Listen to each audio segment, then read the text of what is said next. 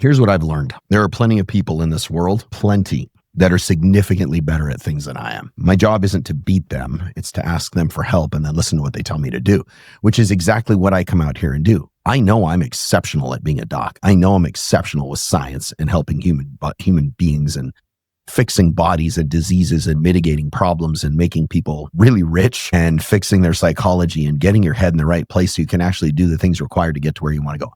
Exceptional at that. Everything else I suck at. So I don't try and explain it. But I come out here every day to give you guys the answers so you guys can go do something with it. And you're armed with the knowledge so you can ignore all the two camps, right? When it comes to like, this is all about peptides versus drugs and what a peptide even is. Like because I get a lot of questions. Okay, so I ordered my medication. They're not medication. And if you go, well, whatever, you know what I mean? No, I don't, because details matter. That's like saying 1 + 1 is potato. And I go, yeah, it's actually 2, man. And you're like, whatever, same thing. It's not the same thing. And that's the idiocy that's controlling the world right now and running rampant everywhere, where everybody needs to be hit in the face with a dodgeball about a dozen times till they fucking get it. Most of what I talk about and how gritty I am and edgy I am would have been normal 40 years ago. Everybody now is hypersensitive. Oh, that's really ignorant. Why would you say it like that? Words can hurt. Words can't do anything. I had some guy say that. I go, words can't hurt you. Nobody can make you feel anything without your permission. And the guy sends me this scathing message. At the end was like, it's really ignorant what you said. Don't be such a soft jackass then. I don't know what to tell you. Nobody can make you feel anything without your permission. I'm not talking about teenagers and kids being bullied. I'm talking about grown-ass adults. Their words. Oh no, I don't like your words. So don't listen. Change the channel, dipshit. It's insane the level of weakness that has overtaken the world and the lack of personal accountability. Anyway, I guess that's a whole other podcast. But this is peptides, drugs. It's like this classic, it's like a biological bait and switch. What I see with the drug world is unbelievable sometimes. I mean, imagine this. Listen, this is why I'm saying it. You're standing somewhere, anywhere, in a grocery store. Let's go there. And you're in front of all these supplements, which, by the way, if you can buy them at a grocery store, I'm going to help you right now. This is going to piss off a lot of people. If you can buy it at a grocery store and you just take it, no one questions you, they're garbage. And all of you guys just went nuts. You mean omega-3s are garbage and vitamin C is garbage and CoQ10 and quercetin and all the things and my milk thistle? The benefit it gives you is so slim compared to the benefit of SARMs and secretagogues and SERMs and peptides. And I'll prove it, because they don't really have any regulatory issues ever. I can come on here right now and tell you I can just go full Linus Pauling on you and go, you know what? You should take 100 grams of vitamin C every day. Will it kill you? No. It'll probably give you bladder issues. You'll have a real pain right around here. You'll probably get diarrhea. You'll feel like crap. Will it mitigate a lot of disease? Man, Anatomy of an Illness, you should probably read it. Some massive, massive changes in health. I read a lot because I like to know. And you know what my job is? The more knowledge I acquire, the more it is my obligation to share it with you. The more obligation I have to give you everything I've got, the more it is my duty to go, I learned it. I am morally obligated to share it with you.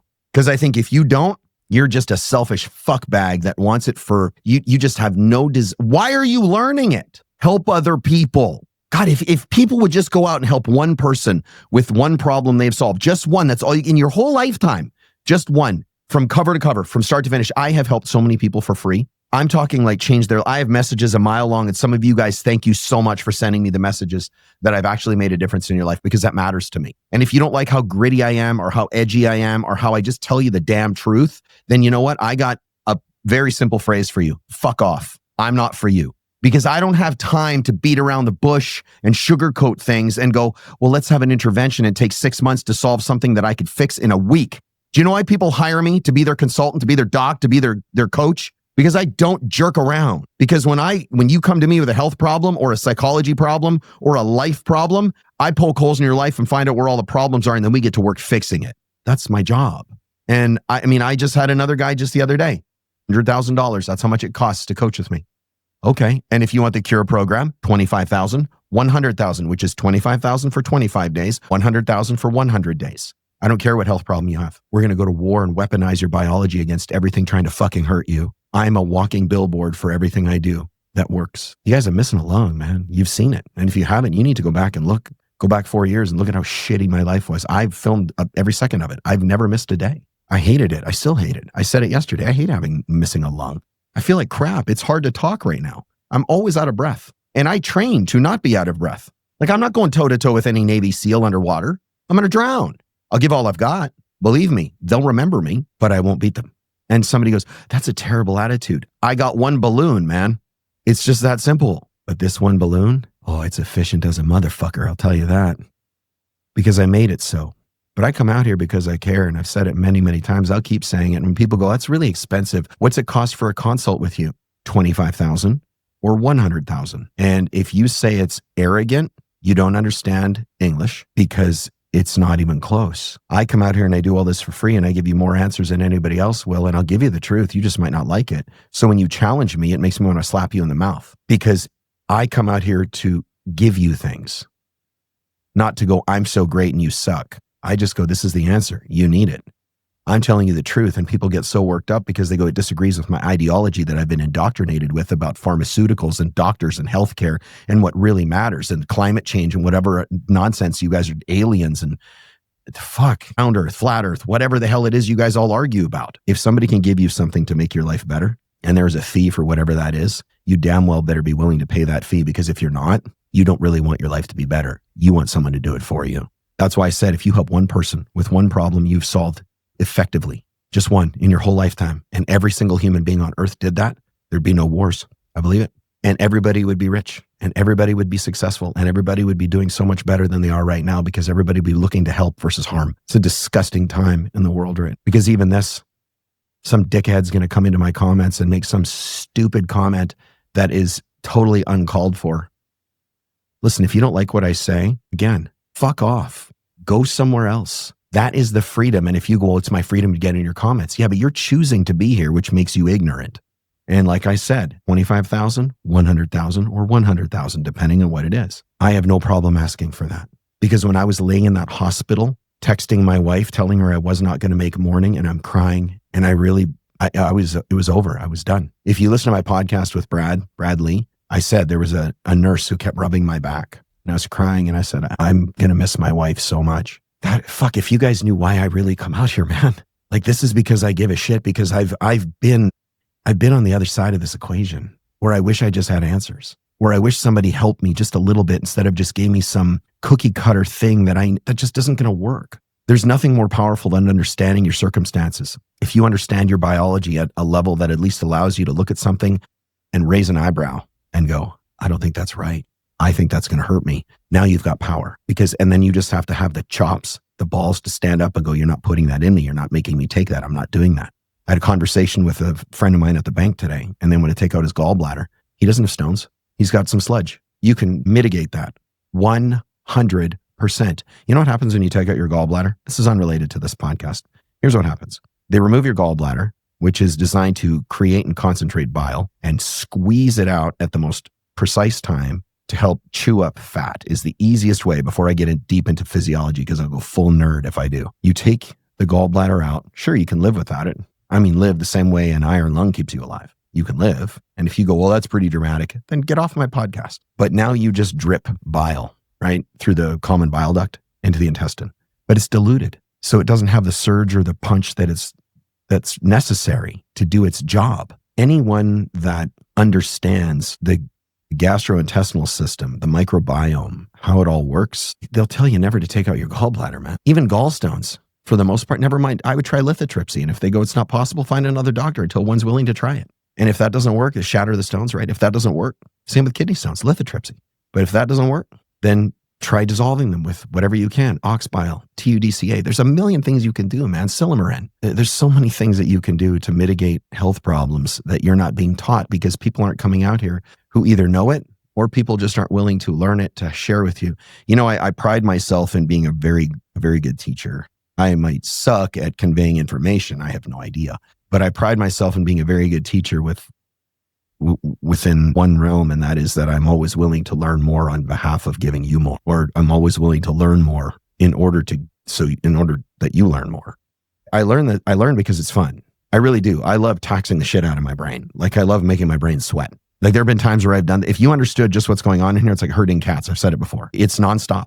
I go to sleep with a book in my ear. I wake up with a book in my ear. Yes, really. My Audible library is thousands and thousands and thousands of books, because I want to put as much as I can in, because where's the capacity to your knowledge? You don't have one. But it's my duty to explain as much as I can to help you guys understand as much as you can. Not in an effort to become incredibly wealthy. I'm already wealthy. I want more wealth for my family, for my kids, for generations. But I want to do it on the backbone of helping as many people, I've said this before, as humanly possible. And degrees don't do that. Certifications don't do that. The willingness to learn in order to benefit someone else does that. So you can take me or leave me. I don't really fucking care. But I come out here because I care about the people that want to have a better life. You want to have a better psychology? Listen to me. You want to have a better marriage? Listen to me. You want to have healthier body or understand how to mitigate 99% of the health problems or get in the way of the problems before they ever occur? Listen to me. You want to understand legal or taxation, engineering or architecture? Don't listen to me. I don't know how to fucking ballet dance. I don't know how to do so many things. You want to become an exceptional soccer player? Listen to my wife, not me. She was the pro athlete. I can kick a ball around, but not the way she does. But I'm telling you, my lane, nobody's got the faster car because I care. Because I'm willing to just keep learning more. So listen, before I go off, because I'm already, I don't know how many minutes in, I've pretty much talked about nothing. Which is funny to me. So you guys might be going, Jesus, are you going to get to the point there, bro? You call me bro, I ain't your bro. But if you come here with anything, any shred of negativity, any slight misery or venom or bitterness, again, 2 words, fuck, I got nothing for you and I will block you. I will delete you and I will never remember your name. Like, listen, you're standing there in a supplement store and you're scrolling through your phone, which is what everybody's doing, and you hear this conversation beside you. This is like peptides versus drugs, right? And why peptides work and why drugs will save your life. They do nothing for health. So you understand the difference. And you hear somebody say the word peptide, right? And you're like, oh, you know, the little radar going off, right? And half the people in the building that overheard that word freak out. You just literally suggested handing somebody bags of coke or weapons grade uranium or something, right? But that same group that hates on peptides, you guys, man, if it's you, I'm not for you, or maybe I'll sway your decision to something better and more educated. They down antacids and beta blockers and OTC painkillers without a second thought, man. Like NSAIDs by the bottle. Here's the irony. Those compounds, the ones that your body actually writes its own blueprint for, right? The peptides, they're treated like a threat. While the lab-built sledgehammers and jackhammers we call drugs are treated with rewards and Pulitzer or Nobel Prizes and like they're vitamin water. You should just take them all the time. The average American is on 9 different drugs. I actually might be wrong. It might be more now. 9. 9? You know how many you should be on? 0. Why? Because your body's making its own. And here's the best. You have the best pharmacy on earth. Right drug, right quality, no fillers, no toxic anything, right quantity, right target organ, right length of time, at the right dosage, and it's open 24/7. And what peptides do is they tell your body to do something better. They don't give you something. They tell your body to do what it already knows how to do, and it gets rid of all the static and fuzz that's in the way. That's why treating drugs like they're this holy grail, it's backwards, man. I want you to understand cell by cell why peptides work with your biology, and drugs, most of them, bulldoze the shit right through it. I want you guys to look at a prescription label in never the same way again. And before somebody says, well, drugs, you need them sometimes. Yeah, if they're going to save your life, absolutely. And they will. They will absolutely keep you alive. The invention of modern medicine and the advancements have saved so many lives, but they've killed so many more. Like a peptide isn't anything exotic. It's this short chain of amino acids, just 2 to usually about 50 links of the same molecular beads that make up every single protein in your meat suit that you walk around in. Like if a full protein is like a 1,000-page novel, right? It's like a big fat Harry Potter novel, like War and Peace. You look at something Tolstoy or anything like that. A peptide is just this sharply written message, 150, 180 characters. Same thing I tell people to come up with when they describe their business. It's really short, but capable of exceptional things, starting a revolution. Interesting word, huh? For the day. Put that in your head a little bit right now. Subliminal. I'm programming you. Your DNA encodes peptides the way a software developer will write code. My buddy Dan Martell, he was a coder before he exited. God, this guy makes so much money. He's smart. If you don't follow Dan Martell, you should. You really should. This guy is a very intelligent man, and he knows how to build businesses, and he knows how to get things done, and he knows how to buy back your time. You should get his book. But he writes code the same way that a DNA encodes peptides. And let me explain, see if I can get this in the most short version possible, because I'm already 20 minutes in, and again, I've probably talked about very little. Ribosomes they're on the rough ER, endoplasmic reticulum. They translate something called messenger RNA. mRNA. We know about this from some weird thing that happened about 4 years ago. They translate it into these long precursor proteins. And then these enzymes come and they clip these precursors into active short sequences of proteins, right? That's the actual peptide. Then they get packaged in something called a vesicle. Vesicle's like a little pouch by something called the Golgi apparatus. When the right signal arrives, so it's just sitting there, right? So when the right signal arrives, usually what happens is there's this surge of intracellular calcium. It's triggered by an electrical impulse, membrane potential, things like that.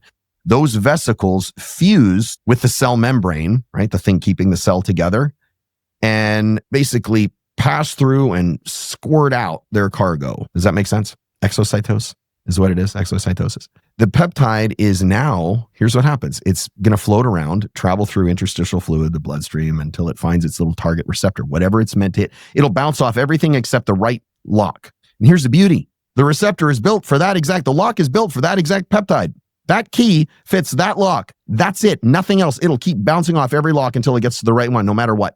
When you bind to that lock, the receptor's three-dimensional shape, it causes it to shift. I think I've gone over this before. So the conformational change is what sets off the cascade inside the cell. Make sense? And depending on the peptide and the receptor, you can see all kinds of cool stuff like G protein coupled receptor signaling. That is a thing. So it activates something called adenylate cyclase. Gives you a spike in AMP, cyclic AMP specifically, CAMP. And it gives you this ripple of protein kinase A activity that turns hundreds of genes on or off. So that's one thing it can do. Receptor tyrosine kinase pathways, autophosphorylation of the insulin receptor, recruitment of AKT, I believe, translocation of GLUT4, which is in the membrane. So the muscle cell, this is what I talked about before, GLUT4, right? So translocation of GLUT4 to the membrane so that muscle cells can suck up, vacuum up the glucose. This is what happens when insulin kicks in, right? Ion channel linked receptors. This direct changes in membrane potential that fire neurons or contract smooth muscle. This is all caused by peptides. This isn't brute force. This is precision, detailed, laser pointed signaling. The peptide arrives, delivers a clear instruction. One, clear, perfectly articulated instruction: release this hormone, repair that tissue, damp that inflammation. And then it is broken back into amino acids for recycling. Message sent, mission complete, no collateral damage. It's the easiest way to explain how this works. And you have examples that you rely on every day. Insulin, which keeps blood sugar from spiking like a toddler that's just eating a bag of Skittles when nobody's looking. Endorphins, which close presynaptic calcium channels to blunt pain. Oxytocin, which raises intracellular calcium, which I just talked about, in the uterus to drive labor, and in the brain to forge trust and bonding, and usually procreation and, expansion of the species. Sex, if I spell it out, you guys have sex, right? You're crude. You guys are fucking sometimes. I don't know, whatever you want to say. But all of these are peptides. They're your own molecular text messages, and they're very, very effective. There's no way they don't get blunt or dull or lose the message. And that's why this stuff's really important. Now contrast that elegance with the average pharmaceutical drug. So a typical drug is a synthetic foreign molecule designed to overpower a pathway. That's the easiest explanation of a drug. It wasn't written into the body's language. It was built to override it. It's like, I'm coming in with a megaphone. I don't care what language you speak. I'm blasting over you, and I'm going to make damn sure everybody hears it. Doesn't even matter if you understand it. I'm going to make you do what I want because I'm just going to yell until you go the direction I want. So take NSAIDs, non-steroidal anti-inflammatory drugs. They block cyclooxygenase enzymes to stop prostaglandin synthesis. That's how they work from a biochemical standpoint. So pain and inflammation drop, but so does the protective lining of the stomach. So now you risk ulcers and bleeding and all that stuff, but it's worth it. You haven't even solved the problem. That's the issue. How about ranitidine, proton pump inhibitors? Those silence the proton pumps in your stomach that create more hydrochloric acid. Well, your heartburn vanishes, absolutely, but now your microbiome tanks, so your nutrient absorption plummet. You're supposed to have hydrochloric acid. 1.5 to about 2.5, 3 is where your pH should be. That's going to take your finger off. And gastric cancer risk skyrockets when you shut down. That's why I talk about taking hydrochloric acid pills until you feel warm. There's a whole protocol before you ask me about that. Beta blockers, they sit on adrenergic receptors, so they keep adrenaline from even doing its job. And if you go, well, that's a pretty good thing. I don't want to feel all anxious. Anxious comes from your psychology, unless there is a genuine endocrinological or neurological problem. It's going to be psychological. You're speeding yourself up. But when you sit on those adrenergic receptors, your blood pressure falls. Great. Which is the whole point about this, right? Beta blockers, they cause your blood pressure to shrink and your heart to slow down. That's why they don't use them when they do that. I don't remember what it is, the Olympic event where they ski and then shoot the target, cross-country ski, and then shoot, and they have to time the shots between the beats of beta blockers will make you much more effective because they keep your heart rate in check. But when the blood pressure falls, here's the problem. So does your ability to mount a healthy fight, flight, or freeze response, which is required. You are designed like this by God. Fucking around with that stuff changes your physiology in a very bad way. This is the bulldozer approach. You find a pathway, slam it shut, kick it open, and hope the rest of the system survives the collateral damage. It's like cutting the main power line in my entire house because one switch is flickering or one bulb went out. Okay, yeah, the light stops flickering or the switch is dead, but so the refrigerator doesn't work, the heater, and every circuit that was running just fine now stops. You understand this? Your body isn't this random collection of parts. It is a self-correcting, highly evolved network. Hormone pulses rise and fall. Negative feedback keeps the system in range where it's supposed to be. And so when thyroid climbs, the hypothalamus reduces something called TRH. When cortisol spikes, the pituitary cuts ACTH.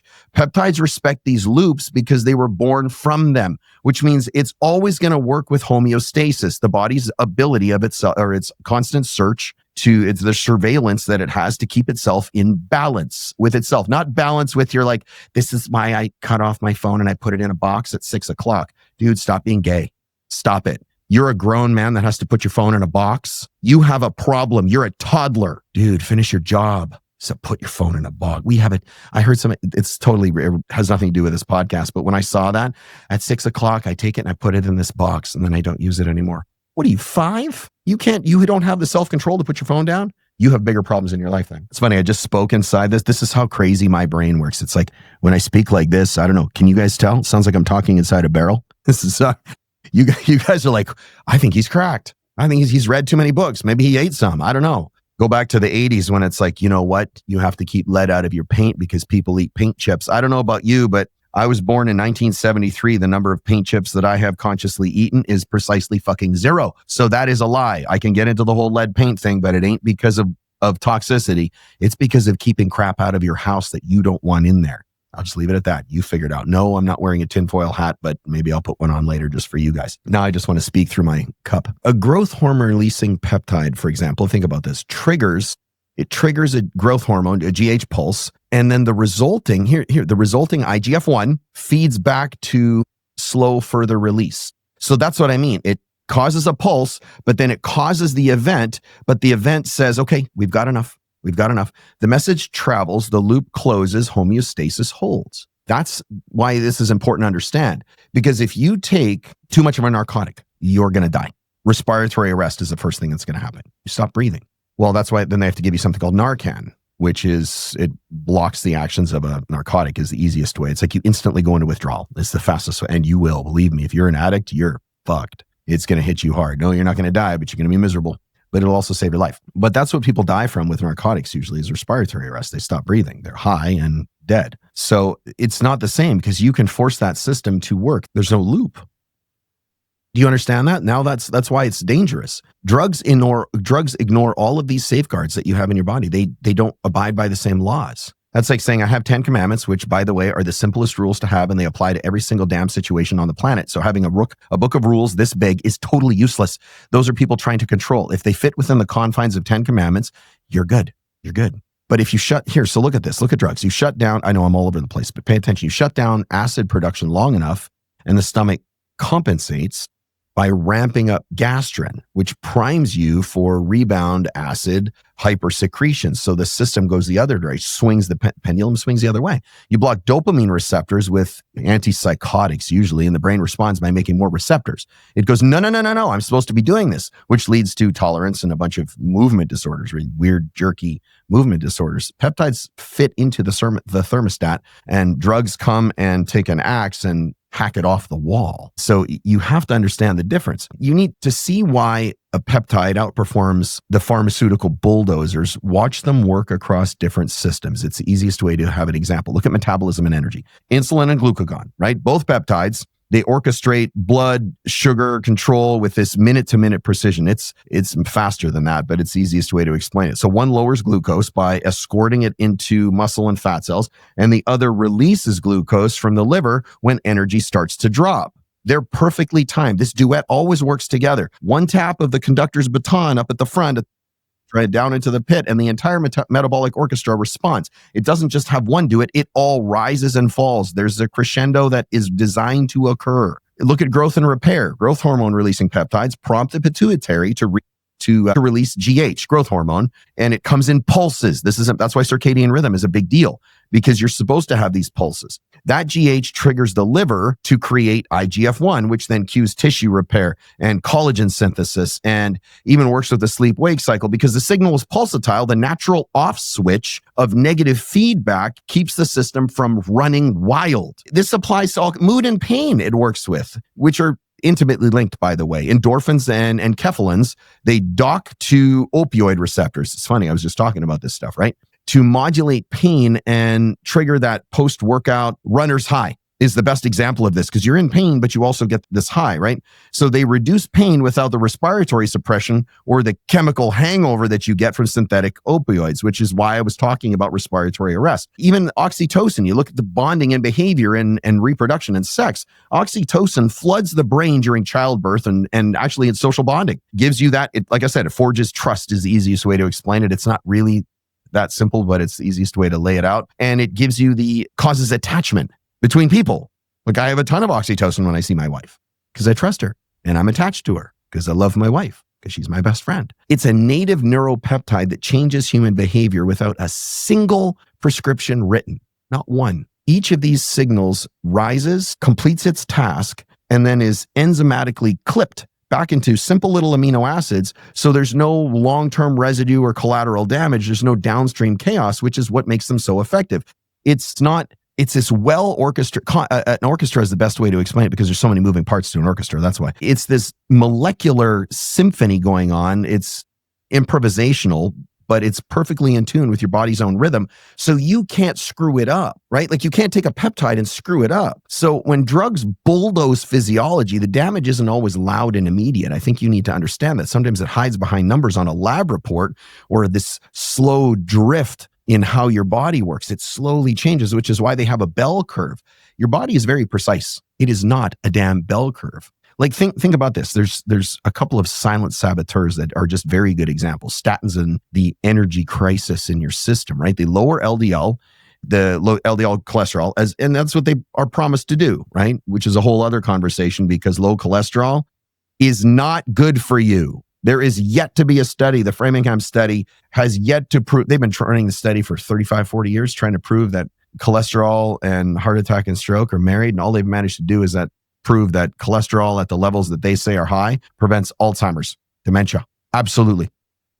So they lower cholesterol, the statins, but they also throttle a couple of pathways. They shut them down. The same chemical pathway that produces, for example, CoQ10, which is an essential cofactor for mitochondrial energy. No CoQ10, no mitochondrial energy. Doesn't matter how much methylene blue you take. So your cholesterol drops, great, but so does the energy output of every damn cell you've got in your body. So now you've got muscle fatigue, memory lapses, and this creeping insulin resistance that follows you around like a bad credit score. Like it's so bad for you. Look at the glucocorticoids, right? You get these high dose steroids that crush inflammation. So I'm talking like prednisone, right? Big moon face stuff that were like day 1 and day 2, you feel great. And after that, you're like, get me off this stuff. So high doses of these, they destroy inflammation in days. Like, I mean, it is gone. There is nothing more effective and nothing more shitty for you. But because they rob calcium from bone, they slow osteoblast activity, which is even building bone, and they accelerate osteoclast breakdown. So you end up with osteoporosis and stress fractures, and they show up long after the prescription is gone. That's what I was talking about. They drift slowly into how your body works, and they start shutting things down over time. And you think this is not intentional? Come on, man. Look at broad spectrum antibiotics. These drugs don't just kill the bug that's making you sick. They carpet bomb the entire gut ecosystem that regulates immunity and produces neurotransmitters like serotonin, and it trains your immune system to distinguish between self and other, a friend and foe, which is what your immune system is always running surveillance on. So weeks after the infection is gone, you've got chronic gut inflammation, you got mood swings and allergies that you never had before. I bet you some of you guys are listening to this going, son of a bitch, I never had allergies until I did this. Yeah, did this? Antibiotics. I'm not saying antibiotics are bad, but you sure as hell don't need them for every single thing. You have a sniffles, you don't have a sinus infection. And they're like, well, it might be viral. What the fuck do you need antibiotics for? If anything, ivermectin, fenbendazole, nicotine, problem solved. Like none of these drugs have set out to be villains, just so you know. They don't. They're effective in emergencies. I'm very open about that. But they short circuit networks that evolution spent a lot of time and God spent a lot of time building and wiring up to run properly. And because the effects accumulate very, very quietly, energy decline, bone loss, immune confusion and lack of function, hyperimmunity, you don't notice the damage until it's permanent. And then you guys call me and you go, what do I do? And I'm like, that took 30 years to make. You think I'm going to give you one little peptide recommendation or talk about how it's going to fix you? It's going to be gone. You need to hang out with me for a long time. We figure out what the hell's going on. And then just so you understand, by the way, to come back to the programs, like I said, 25,000, 100,000 or 100,000, take your pick.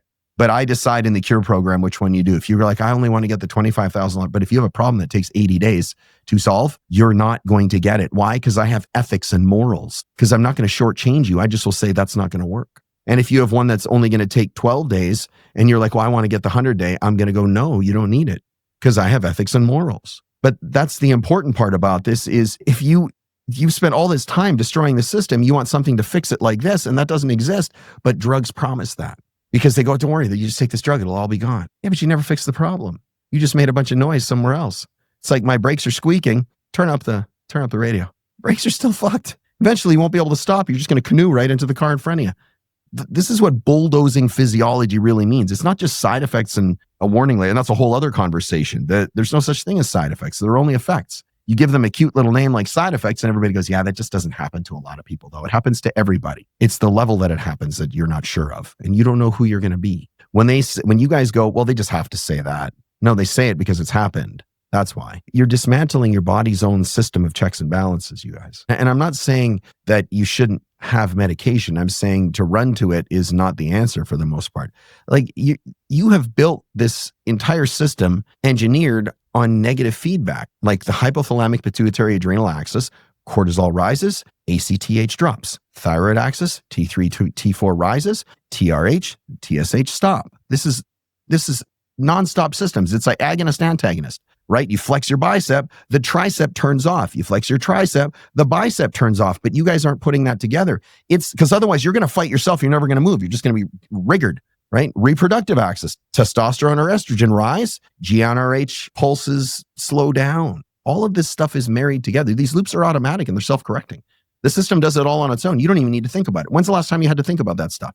See, this is why it's so effective. When peptides enter these loops, they're trusted. Because it's the language that your body already speaks. They send a signal, release this hormone, heal the tissue, and then the feedback system itself dials it down no matter how many peptides you have in your system. It won't allow you. It won't allow you to do something that's not going to help you. That's what's so badass about this. There's not a drug on the planet that'll do that. They will force it no matter what. They bypass the governor completely, which is why tolerance and rebound and dependency are so common, because the system is left scrambling to compensate for a chemical that refuses to respect the circuit board and the governor that's in place for your safety. I'm not talking some weird sensor that says you can't say certain words because they're offensive. Listen, people fear peptides, molecules that your body already produces, while guzzling over-the-counter products with documented links to cancer, liver damage, reproductive damage, microbiome collapse. You guys just take them all day long. It is selective paranoia. We trust the packaged pill because it's familiar, even as it just runs over your physiology, and mistrust the native code that is speaking the language of your biology because it sounds like a science fiction movie. How does that even make sense? It's like chaining your front door shut and locking it up with everything you can and putting a bunch of machine guns up front that are automated, but leaving your back door wide open. It doesn't make it make sense. I believe this. This is me. The next era of health is not about bigger hammers. It's about better signaling. But you have to be willing to do that instead of going, I'll just find the next drug. Watch TV and so many drug ads there are. Nonstop. I don't think they should be allowed. Peptide science is a guide for biology instead of a hijacker. It targets immune modulation, right? Without wiping the immune system out. Metabolic resets that like retatrutide, coax the body to burn fat and preserve muscle without starving it. No sarcopenia.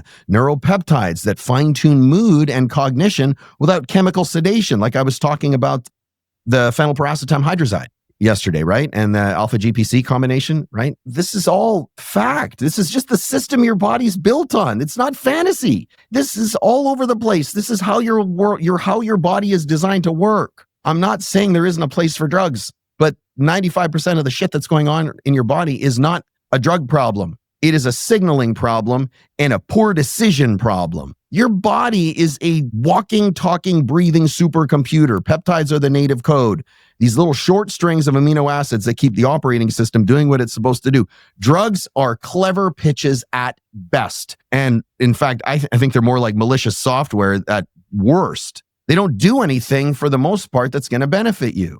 Like one group is going to whisper in perfect syntax, right? The order, and lets the built-in safeguards do their job. Do this. Nope, don't do that. Do this. Nope, don't do that. And the other one just comes kicking through the door with a bullhorn, flipping switches, turning things on and off, and it hopes that the collateral damage isn't too bad so you actually survive. The question isn't about whether peptides are risky or not.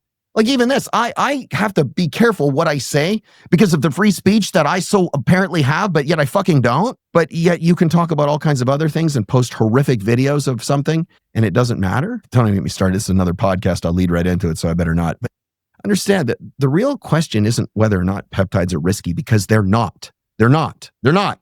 And now you understand exactly how they work. Right down to systemically what they do in the cell. It's not whether peptides are risky, you guys. It's not. It just makes me crazy. It's why we've spent decades normalizing chemical bulldozers and carpet bombs and indoctrinating this dogma that the very molecules our own biology used to stay alive are the risky ones. I'll tell you right now, you should be more afraid of that warthog coming in with the chain gun on the front called drugs than you should be of the blueprint called peptides. Anyway, I hope you got something out of this. Never miss.